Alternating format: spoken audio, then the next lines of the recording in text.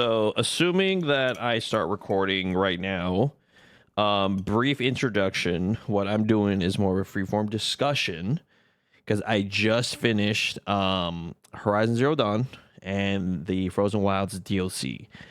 Don't mind the dirty kitchen in the back. All right. I'm cleaning it. As you can see, there's cleaning wipes right there. I don't know how to do camera work. Shut up. Okay. So, as a little intro, I plan on doing this for every game I finish and games that I have finished recently. Um, Couple disclosures: I played the game mouse and keyboard, so not a controller. Um, I played it on the ultra hard difficulty, not New Game Plus, which I was looking it up and I didn't realize that new or ultra hard came after or was introduced in New Game Plus, which I don't know why I was able to play it like that, but I played it nonetheless. Um, and that's kind of what I think those are the main things that I should probably say before I start going into my little discussion, review, whatever. Um, let me think. Ultra hard. I didn't play like a whole ton of it in one sitting. I did all the side quests, did the main quests, obviously. I collected all the things. I didn't go and do like find all of the um like all of the little I didn't clear the map of like all the sites, like all the special machine sites. I didn't do that. I didn't see what was the point. And then I was able to I did have mods in. The only mods that I had, one of them was like a retexture, reshade, or whatever, just for more clarity. And then another one was the because I don't have the remastered version. So I got the mod that makes it to where when you pick up stuff, it doesn't do the animation. I did play with it for a while. These mods were probably installed about like halfway through my playthrough.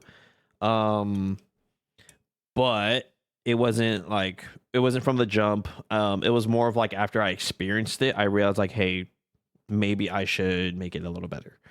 I spent 68 hours.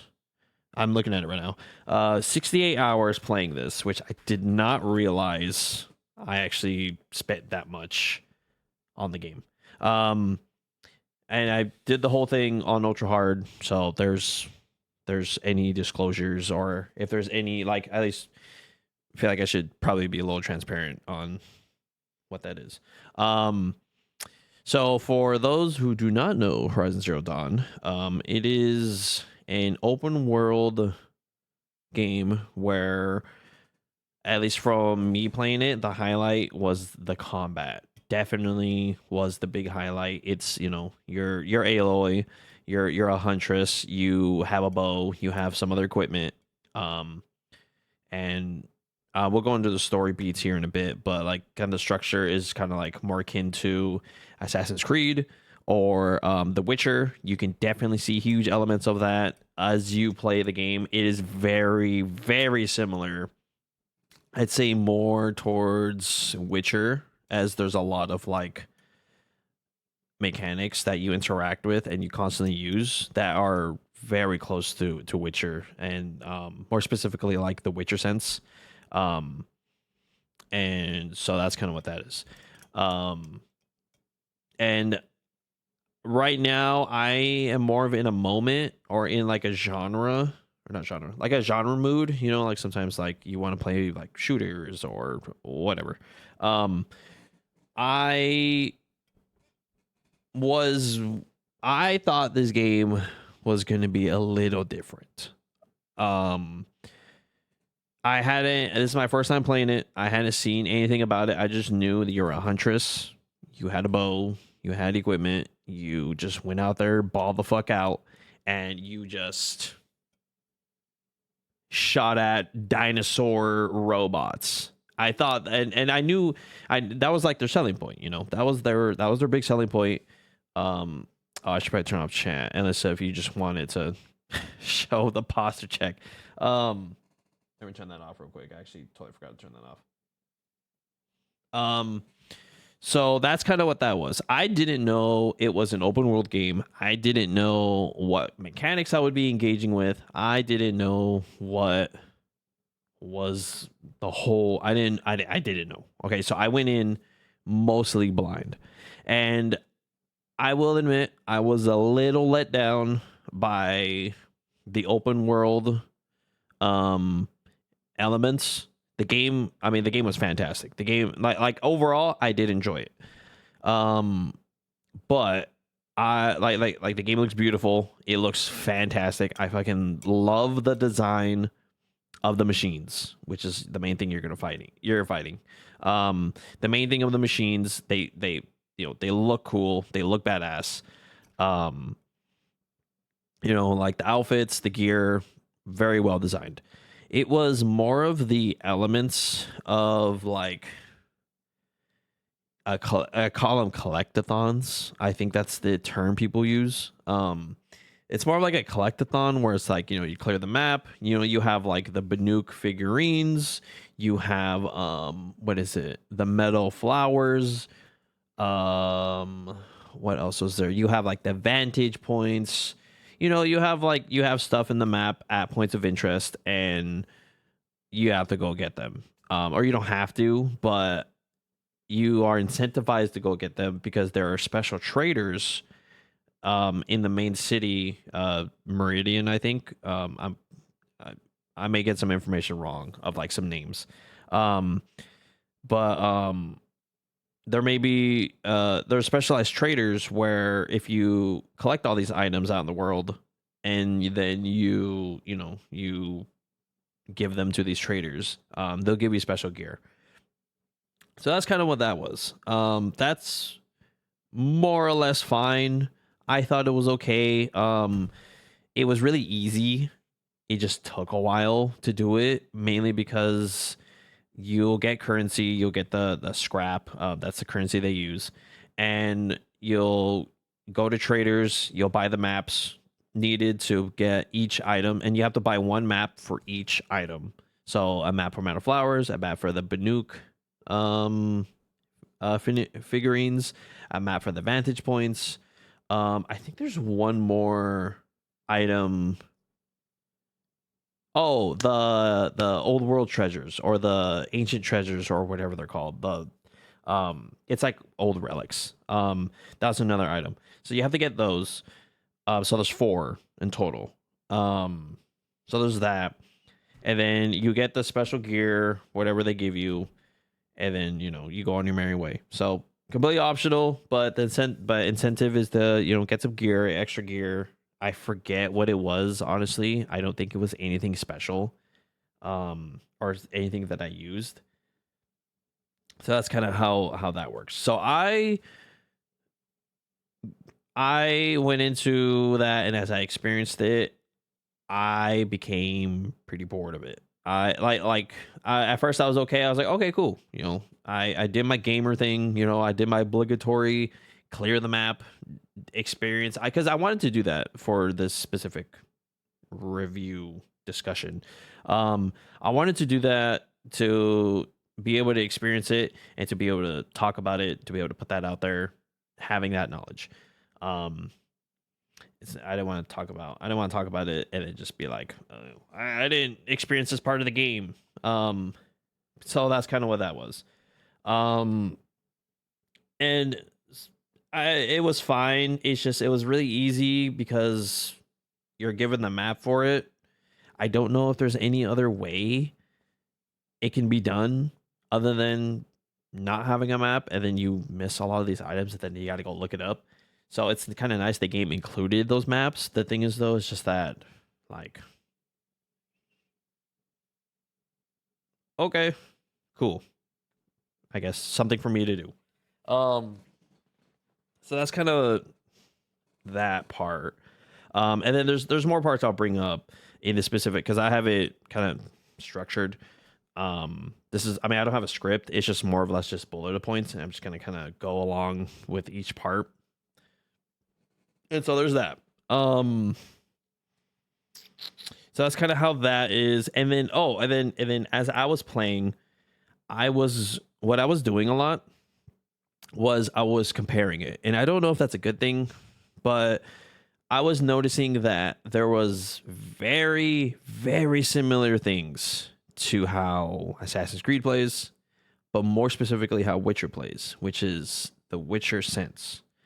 And that got a lot of I have a lot of gripes with it just because it's like press button, there's all the answers. There's whatever it is you got to do, or like press button, highlight what I need to go to.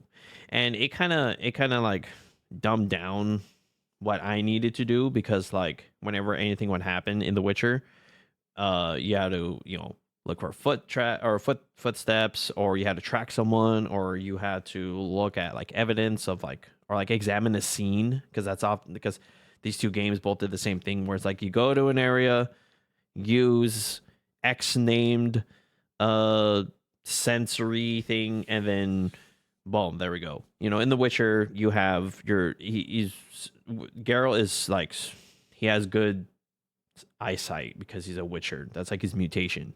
Aloy has the what is it called? What is it called? The thing on her. It's not a function. It's not a found. Why am I blanking out on this? A focus. She has a focus, so she's able to tap into like, she has like a custom like UI that she can pull up, and so that's kind of what that is, where like you can pull it up and you can look at like details that other people can't see. And so you'll do the same thing. Go out to an area, scan it, and there we go. There's your footsteps. Go track the footsteps. It's like another 50 feet, and boom, you found whatever it is you needed to look for. I don't like these types of mechanics because, for one, I had to deal with, the scan part. It's there's not much going on. It does its job. I don't find it very interactive, because it always, for me, it always pulled me out of what was going on. So like, if I had to look at a murder scene, I had to pull up this little bubble thing that goes around you, and I had to kind of look around, walk super slow, and focus on each part. And I'm just like, okay, let me press the button to get all the answers. And so I am not a big fan of those. I like to be able to find the answers myself. And I think that goes to the overall like point of the game, where I recognize that I am someone who likes to do all this stuff myself. I like to, have some sort of challenge. I like to be able to engage more with the game. And I think the game more or less kind of caters to someone who's casually playing, or who is like kind of taking it at their leisure. Because it's like more of a narrative game. It does a lot of hand holding. There's like the climbing, yellow paint, ropes. There's like, it's easy to see where you're able to climb and where you're not. And I mean, I could go to the yellow paint on the climbing ledges, but like that's been, I've been beating a dead horse. And so there's that part, which I was like, okay, like the game's clearly telling me where to go. Cool. I'm gonna go. And it kind of, I was like, I feel like the game's kind of holding my hand. Especially another part of it was that Aloy talked to herself a lot. And that was a big thing where I was like, oh man, like she sure is talking to herself. Like, well, how come it, like, okay, it's more of like she's talking to the player. Like she was talking to me. Oh my gosh, she's talking to me. And so I was like, okay, like you're giving me obvious information. I kind of know, but like I eventually, as I kept going, like I recognized, like, okay, like it's more of like you're just telling me where to go, and I'm gonna go because that's like it's pretty obvious. But like people, I'd be very surprised if people who don't know, like, had her say something and it's like, oh my god, like there's the answer. So that's kind of another thing that I was like constantly had in my thoughts as I was doing it. Or as I was playing. Okay. Transitioning. Okay. Transition. Story. The story, I think the world is fucking cool. I think the world building is fucking I was so intrigued. I think it was okay, so how I did the story first is that I cleared the map of any side quests. I did all the side quests. I'm not even gonna go into any of them. Do you know why? Because I don't remember them. I don't remember any of them. I think the only one I remember was like you get like the cannon. You get like a cannon that shoots charcoal, and you can like charge it up. That's it. That's. I don't remember any other side quests because they weren't memorable, unfortunately. I mean, they did his job. They served. They needed to be a side quest. I briefly listened to the story elements of each side quest, but overall I didn't really engage, at least like mentally, with them. Like I did them, but I didn't really engage with them because I would like listen to them for a little bit and then I would skip and I would start skipping because they weren't pulling me in. They weren't engaging enough to make me care. So I didn't care. so that's kind of what that's about. Um, and apologies to anyone who enjoyed them, but I did not. So that's that. But the main story was awesome.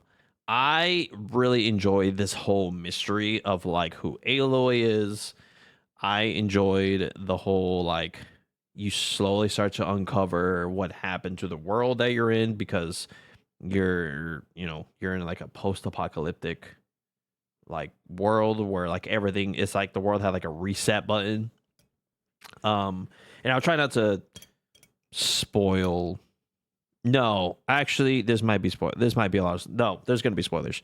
I mean, the game's like what 2016, 2017. Like I'm just playing it. Okay, so and if you're wondering why I'm just doing this, is because I've played a shit ton of Destiny 2, and I'm now just tackling my backlog. Okay, so back to the story. So the main story, I really enjoyed uncovering what happened to the world, who Aloy was, and I think everyone, at least really the main story is really just Aloy and Silence. Let's be honest. A lot of people didn't really matter that much. Oh, and the main bad guy, I don't, to be honest, I don't remember his name. He didn't really show up a lot, and I totally forgot that he was actually the bad guy until you get captured. I was like, oh yeah, that's right. This guy was about to kill me at the beginning of the game. I totally forgot about you. So there's that. The world, I mean, again, on the world building, I love how it tells you why the machines are there, where they came from, who created them, the corporation that created them. I forgot the call. It was like Pharaoh or Faro or something like that. And how like it's so cool that you're sitting there having it unfold before you, and it's like this mega company was building these robots, and they're like, hey, we have a glitch, and this glitch is so bad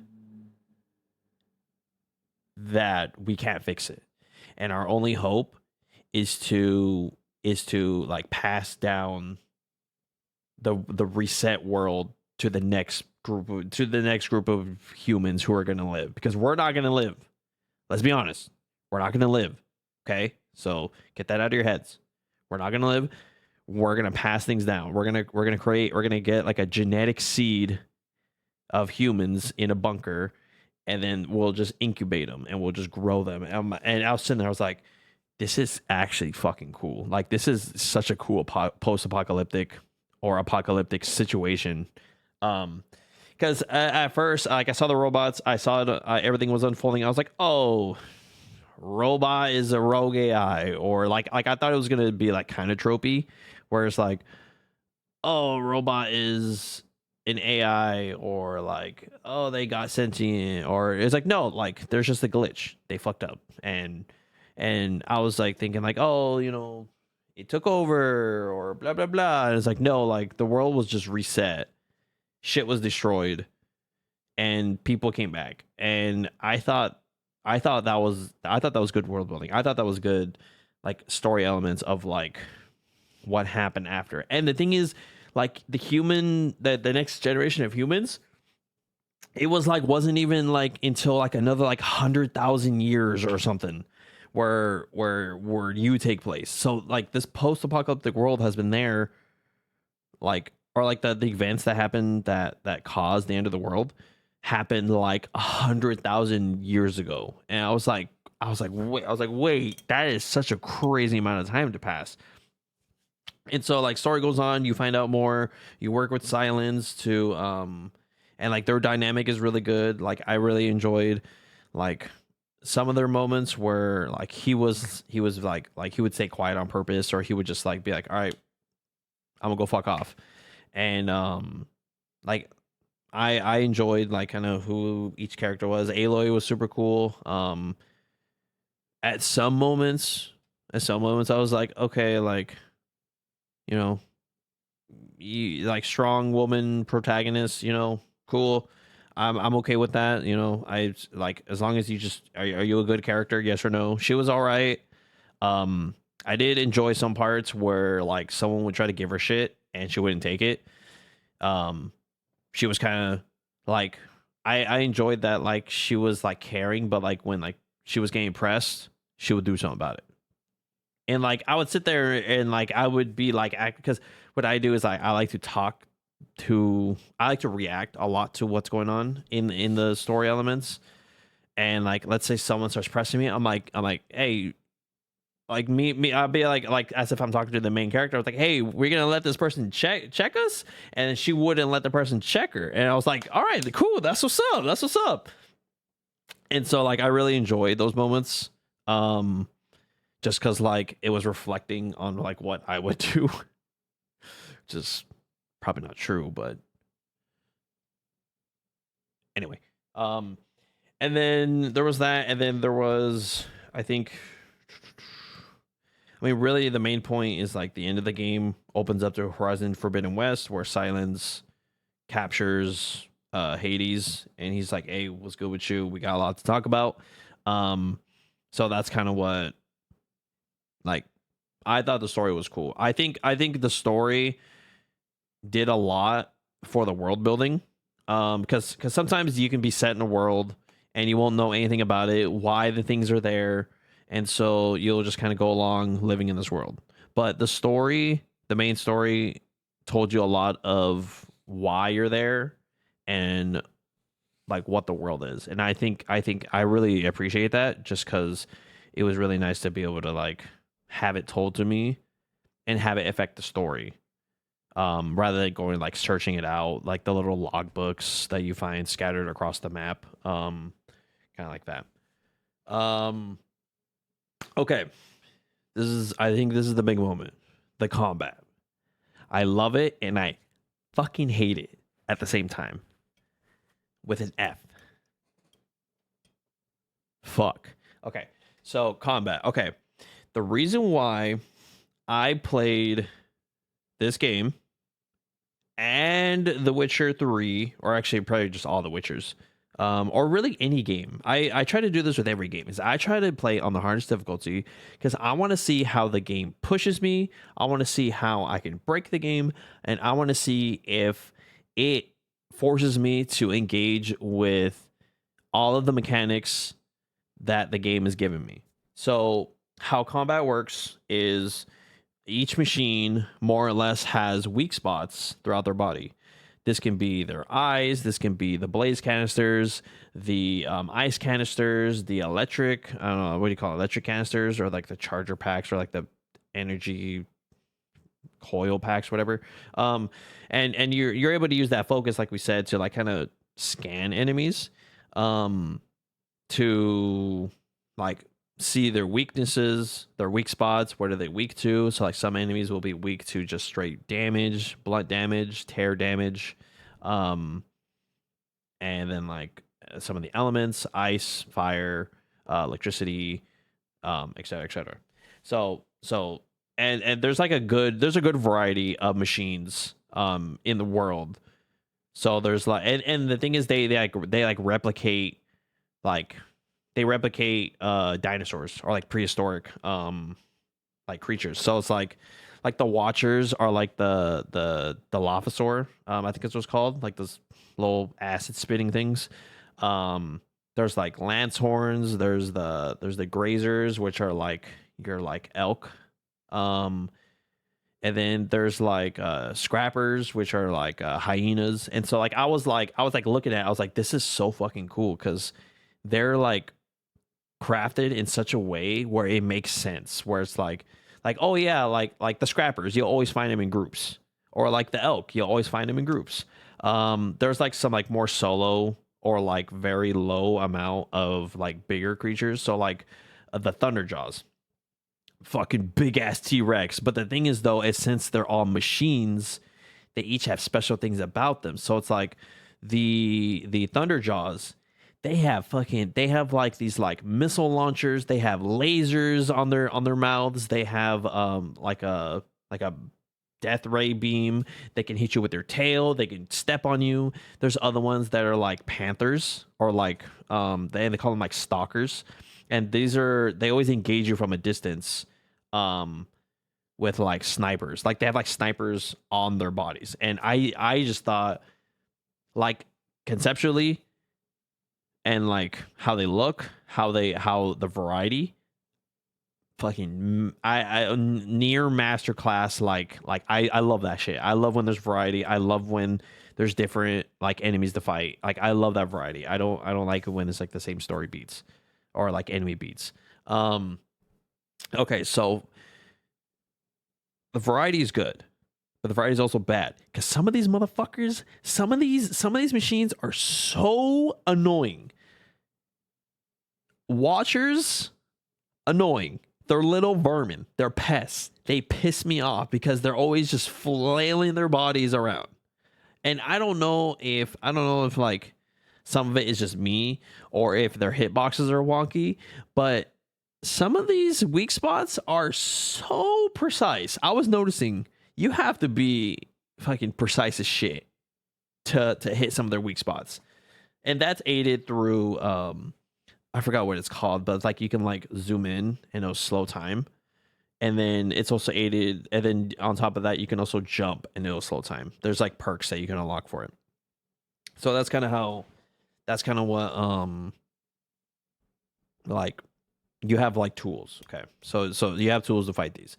I love the variety, but some of them can be really annoying because they just won't fuck off.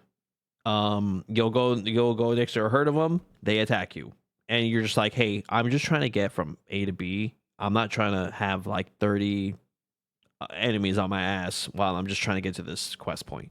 But that's also because ultra hard, they have increasing aggression. Um, so there's that. So kind of on me, but like you can run past them. Like, okay, so honestly, I would categorize enemies like this. I love them. I really hate them. I'm running past you to get to my quest spot. That is really it. Most of them I love. Or at least like I think they're all great. But the main ones that I absolutely love fighting, behemoths. Behemoths are fun. Thunderjaws are fun. Um, I think that's it. Really, like the fun ones are those. I enjoy an enemy that has like the variety and the depth. Or maybe rock jaws too, a little bit here and there. It's a toss up. Um, I think out of every single one, even the DLC ones included, I think the thunder jaws are the funnest and most complex and in-depth machine you can fight. I fucking love fighting them. It's this big ass T-Rex. You got to take it down. How you going to do that? Here's how. Okay. So when you're fighting a machine, you can strip away their parts. They have metal plates that act as reinforcement.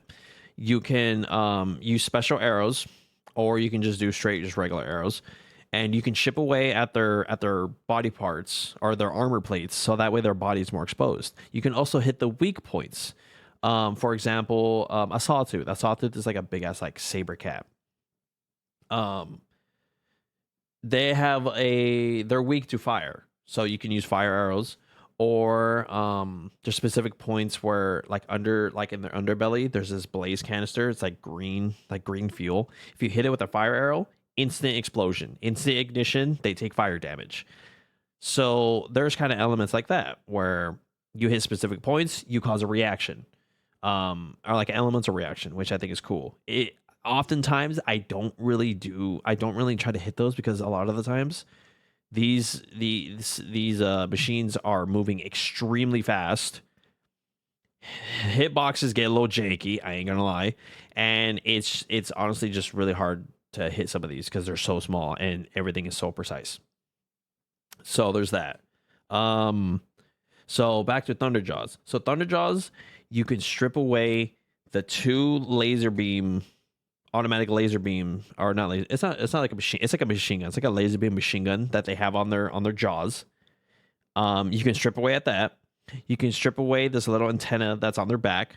You can strip away the two big ass mine launchers it has on its side, and you can use those mine launchers to do extra damage to the Thunderjaw. While and this is all while it's like shooting at you, it's charging you, and it's just this big ass thing. And the thing is though is that I love stripping away its plates. I love stripping away its weak points. And then it has a heart that it gets exposed when you strip away enough of it where you do a significant amount of damage to it. So that's another thing that like that's why I love it. I think it's a fair. I think whatever you go up against a Thunderjaw, it's not a bad fight. It's a fair fight because you have tools. It's big, and it's like its attacks are like choreographed.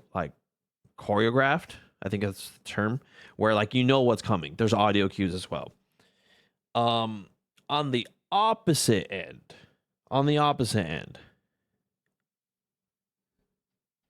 there's some enemies that I think are absolute bullshit.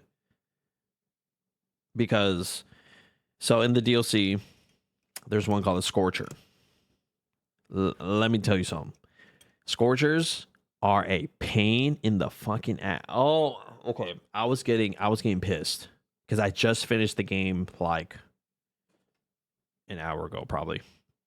Like main campaign DLC. I don't like enemies that are just hold W. Okay. I don't like them because it's very one note. They're very annoying. And the thing is, your main thing you're really going to use is a bow. So while that thing is all up in your face and you have to hit a weak point, you have to pull the arrow back and shoot whatever it is you need to do. Why? And the thing is though is that like there's complexity to the Scorcher, but it's not enough to where it like really changes the battle, you know, like there's not weak points that get exposed. There's not like a heart. Like you can shoot off its parts. It's still going to do that bullshit ass jump that clears the whole entire battle zone to get to you. You know, it's not going to stop that. And the thing is I don't know if it's because it's ultra hard difficulty scaling. That is the problem.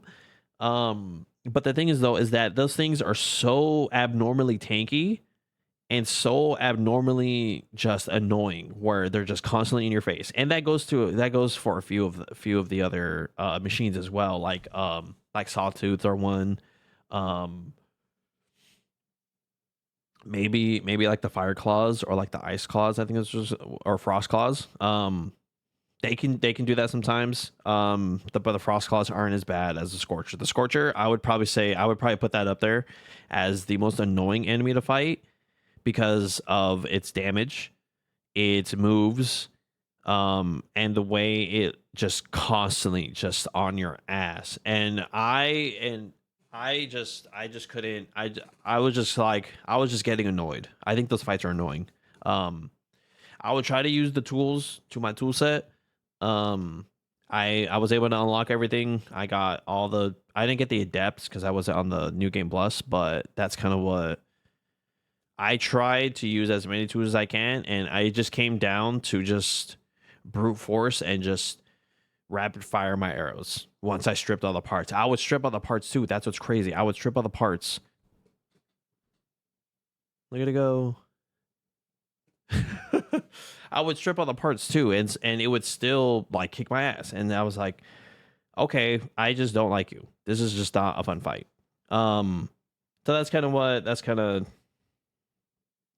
you gotta take the good or the bad. Really, I wish a lot of the fights were like Thunderjaws, but there's gonna be some good ones. There's gonna be some bad ones, I guess.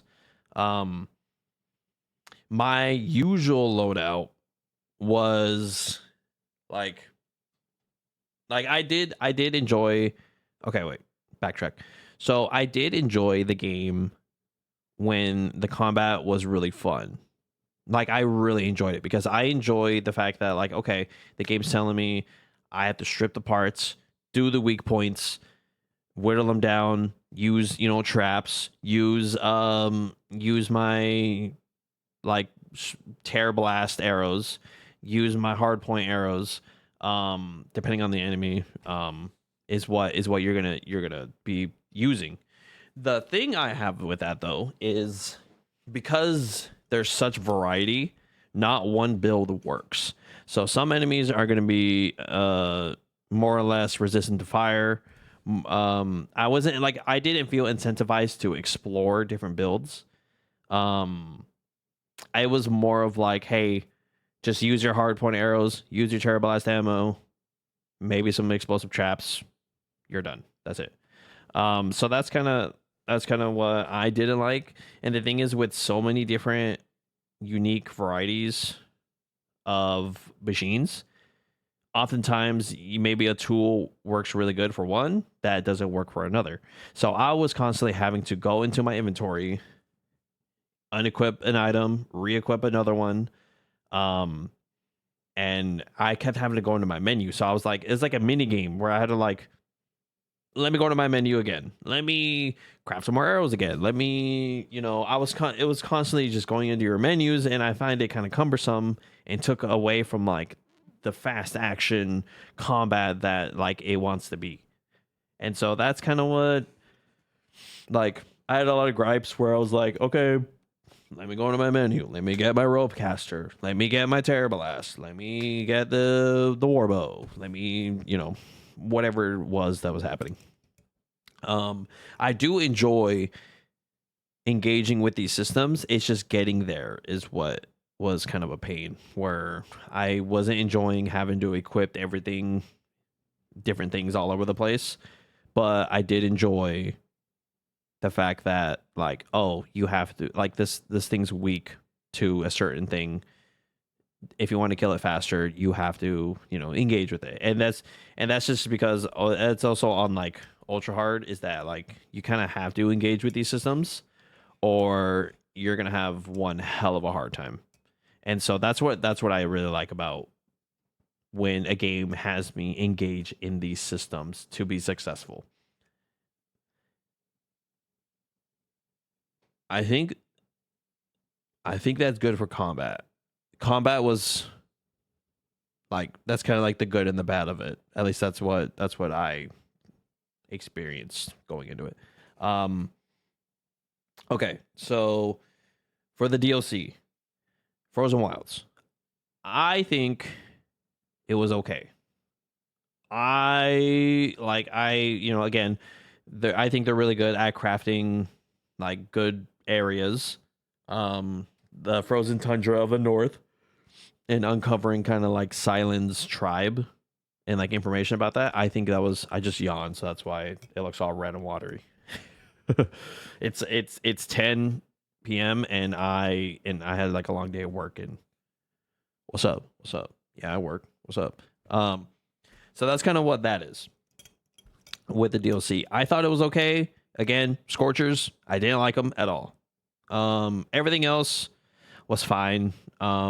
Just the variance of the enemies being demonic because of the daemon, Hephaestus. I think it's what they. I think that's how you say it. I thought that was fine. The story wasn't as engaging, and I don't know if it's because it just wasn't as long, or if it was because the characters just weren't that appealing. I think like midway, the two main like people you deal with, they were like, "Oh, we're siblings." I'm like,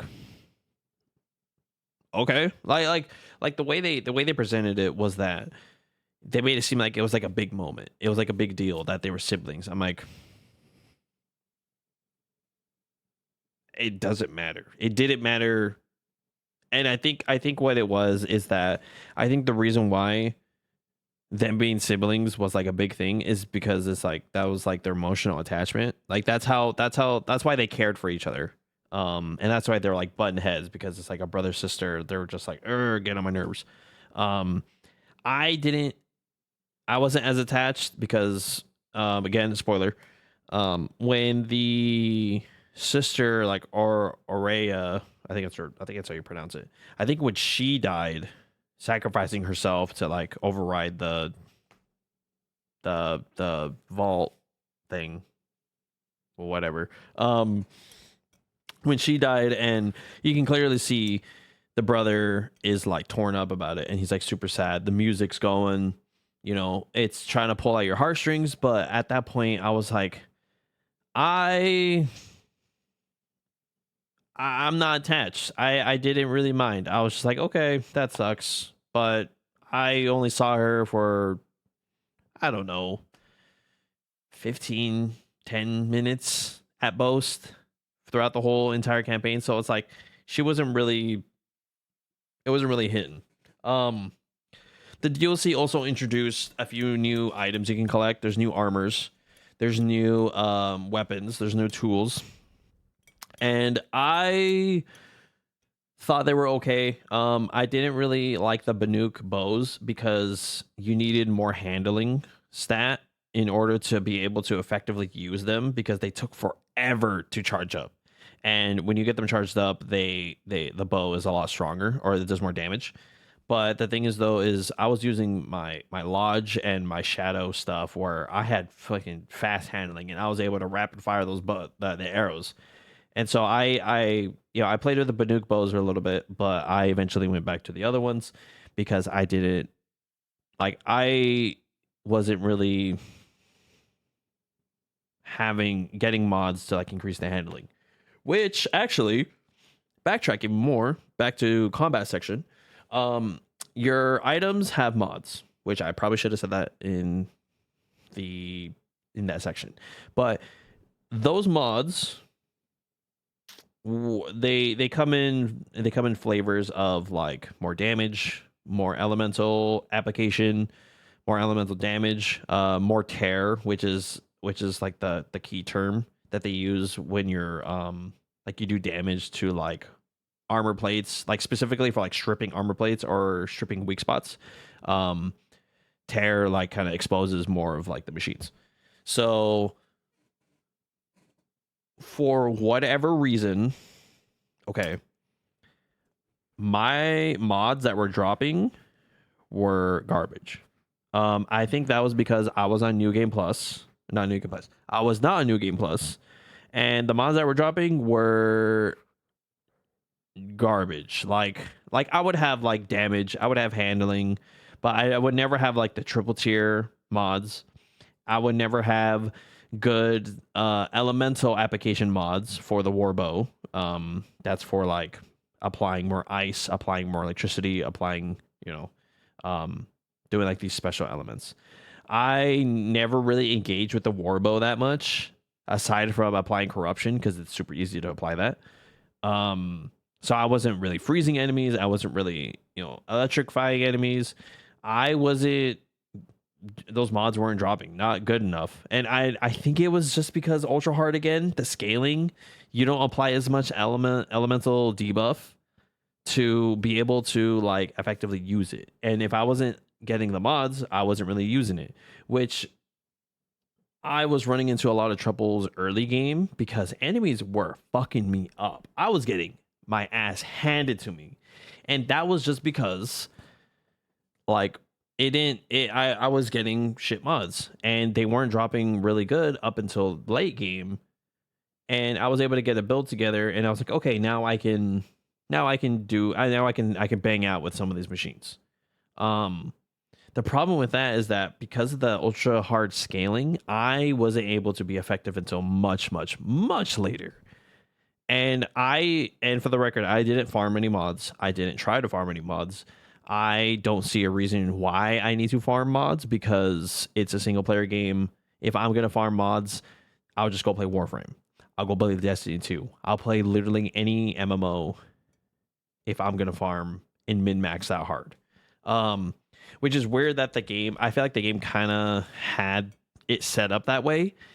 And it kind of like begs the question of like, why? Like, why not just have like a cool crafting system that will let me craft some of these mods? Because I feel like if you're trying to get me to farm mods, you're trying to be a different game. And so, which is kind of weird that like the game's trying to be this kind of like grind for mods when it's a single player game. Like I don't need to do that. And so I was able to get some pretty decent mods by the end of the game, but I wasn't getting like triple stat mods that people usually try to min max for.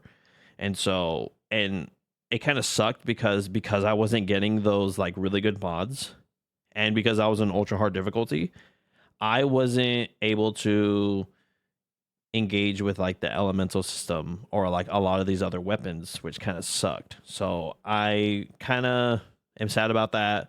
But the DLC did introduce new weapons. You get a flamethrower, you get like an electric like gun, and then you get an ice flamethrower, an ice thrower.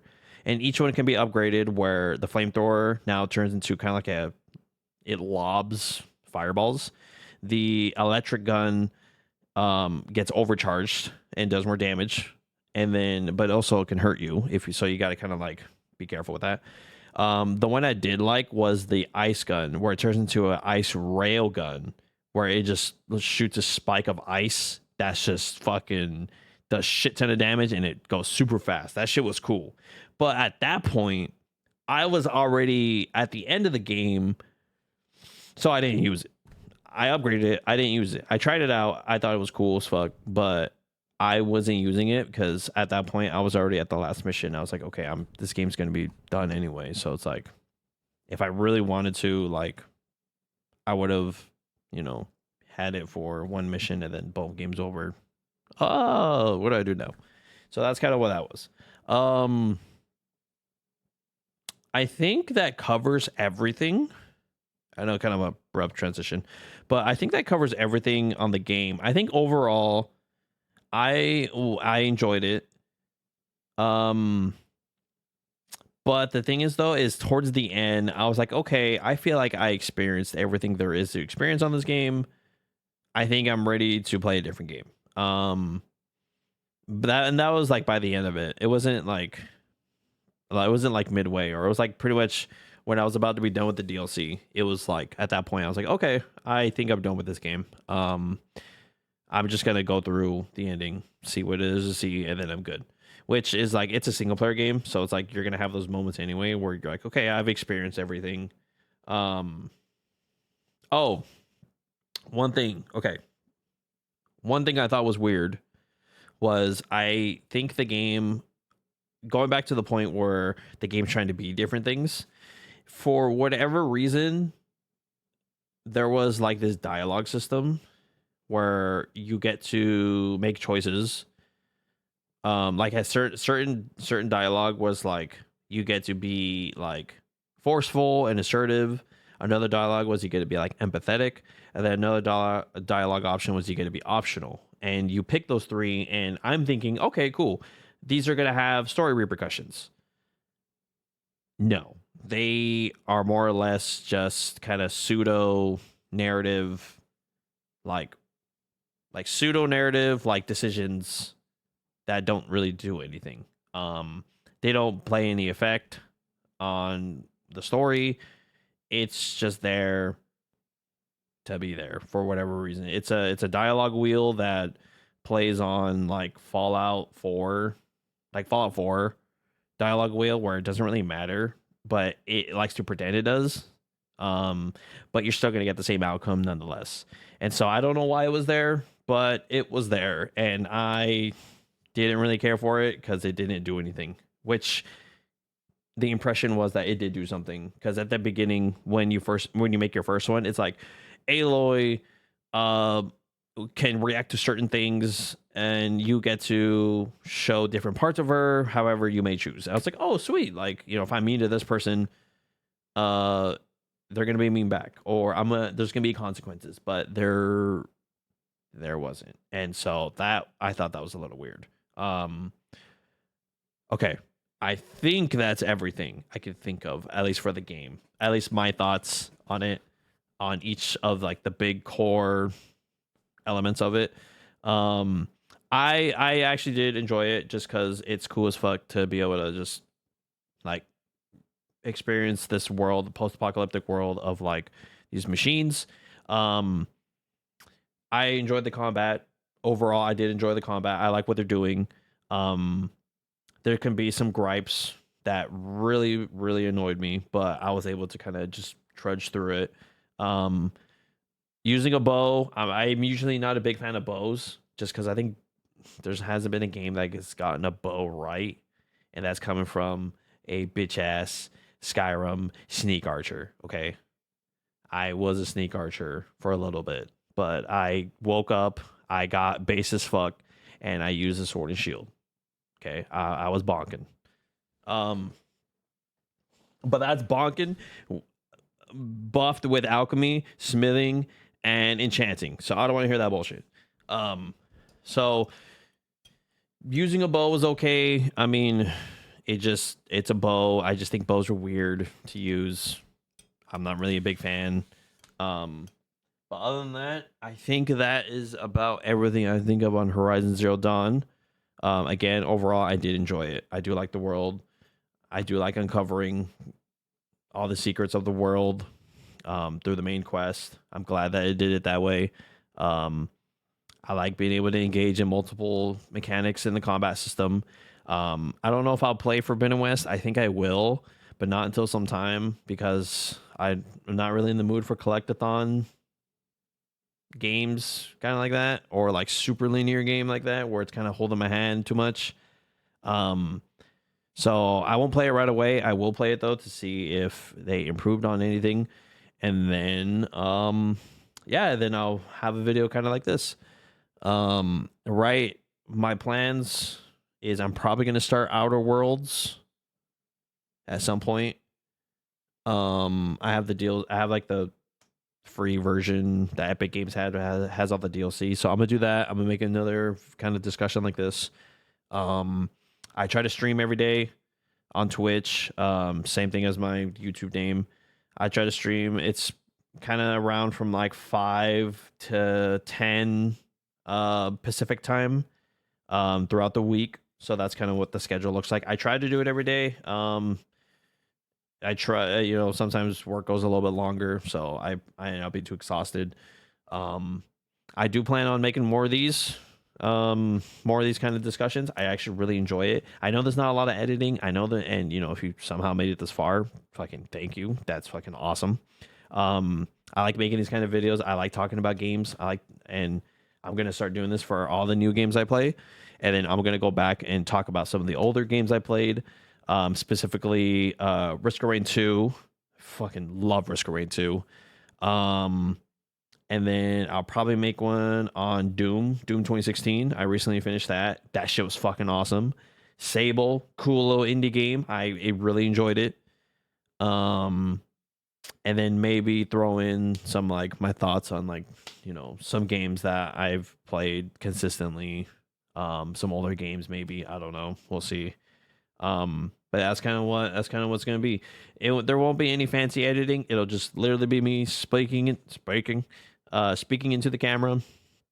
Um, and just because I don't want to go through the editing, it's gonna be annoying. Um, I think I can talk enough to where I can keep it going for so long and not have it be awkward or anything like that. So that's kind of what that's gonna look like. And then I'll try to do like mini ones in between as well, mini little discussion videos to supplement it, and then there'll be these big ones. And then eventually we'll look into like maybe doing some like editing or something. But I stream. I try to. For me, I stream too much to put that effort because I also work, and then I'm also going to be starting up my clinicals for therapy, so I also have that going on. So there's a lot going on. This is as best I can do, I think, right now, but I do enjoy talking about like making longer form kind of like essay discussions and then going from there about the games that I've been playing. I've been wanting to do this for a while actually, so it's really nice to just be able to do it while also streaming, because eventually if I'm able to do it while I'm streaming right now, but if I'm able to do it and then have a chat interaction, because I don't get a whole lot of views.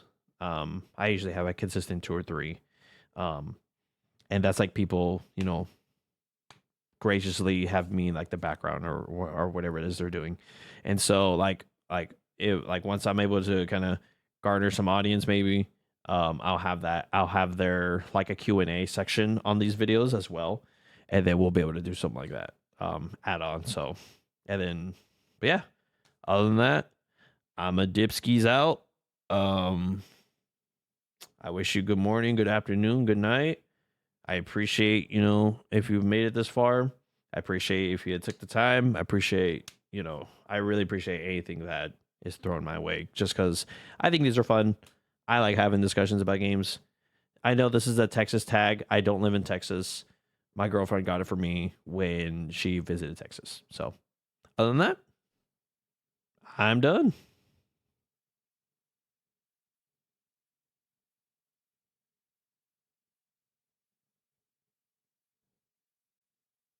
Sweet.